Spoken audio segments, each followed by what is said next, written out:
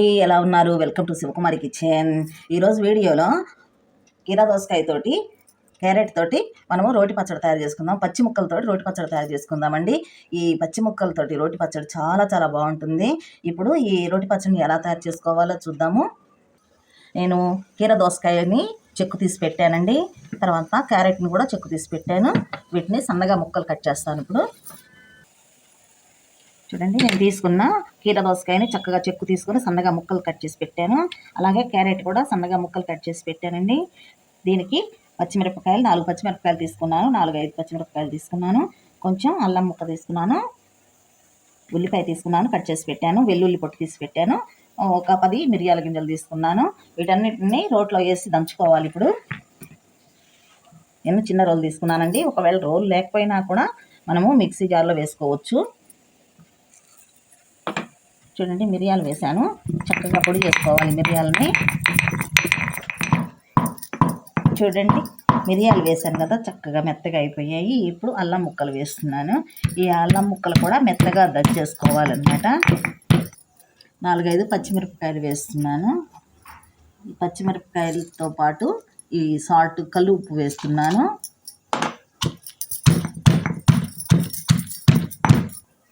ఇప్పుడు వెల్లుల్లి వేస్తున్నాను. పొట్టు తీసి పెట్టుకున్న వెల్లుల్లి రెబ్బలు వేస్తున్నాను.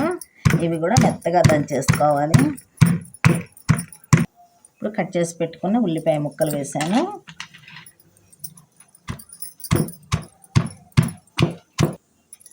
ఒక స్పూను జీరా వేస్తున్నాను. ఇప్పుడు కట్ చేసి పెట్టుకున్న క్యారెట్ ముక్కలు వేస్తున్నానండి. ఇది కూడా కచ్చా పచ్చాగా కొంచెం ఇలా దంచుకుంటే సరిపోతుంది. ఇప్పుడు వీటిని కూడా అంతేను, ఈ దోసకాయ ముక్కలు కూడా వేస్తున్నాను.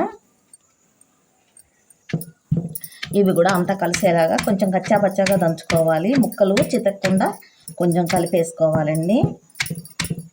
ఇప్పుడు అయిపోయింది. ఒక గిన్నెలోకి తీసేస్తున్నాను. చూడండి, ఒక బౌల్లోకి తీసుకున్నాను. ఇప్పుడు మనకి ఎంత కావాలనుకుంటే అంత పులుపు వేసుకోవాలండి. ఇప్పుడు నేను నిమ్మరసం ఒక బద్ద తీసుకున్నాను. ఒక హాఫ్ భాగం తీసుకున్నాను. చూడండి, చక్కగా కలిసేలాగా కలిపేసుకుంటున్నానండి. ఇప్పుడు పోపు చేసుకుందాము. చూడండి, ఇప్పుడు పోపు తయారు చేసుకుందామండి. నేను ఆయిల్ వేసాను, పోపు గింజలు వేసాను, 2 ఎండుమిరపకాయలు కట్ చేసి వేసాను.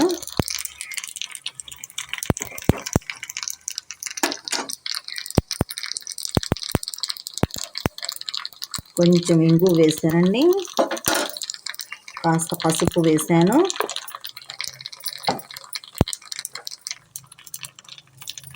కాస్త కరివేపాకు వేసాను. స్టవ్ ఆఫ్ చేసుకుందాము. ఈ తయారు చేసుకున్న పోపుని ఈ మనం దంచి పెట్టుకున్న ముక్కల్లో వేసేస్తున్నాను. ఈ పోపు అంతా కలిసేలాగా చక్కగా అటు ఇటు కలిపేసుకోవాలి.